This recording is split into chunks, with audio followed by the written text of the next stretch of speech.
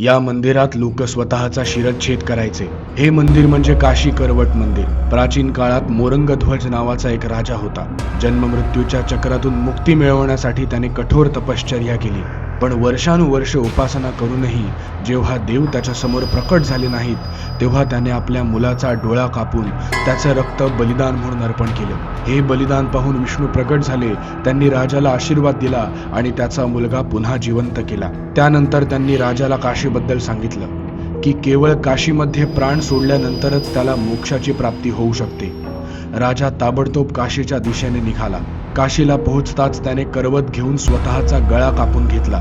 ज्या ठिकाणी त्याचं डोकं पडलं तिथे एक शिवलिंग तयार झालं। तिथेच हे मंदिर आहे।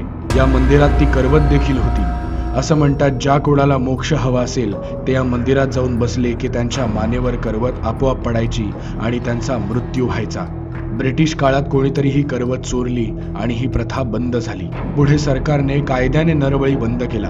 आता या मंदिरात मुख्य पुजाऱ्याशिवाय कोणालाही प्रवेश नाही। काही लोकांच्या मते आजही मंदिरात नरबळी, तंत्रमंत्र अशा गोष्टी गुप्त पद्धतीने केल्या जातात, पण या गोष्टी सर्वांसाठी एक रहस्य आहे। तुम्हाला ही कथा कशी वाटली ते आम्हाला कमेंट करून नक्की कळवा।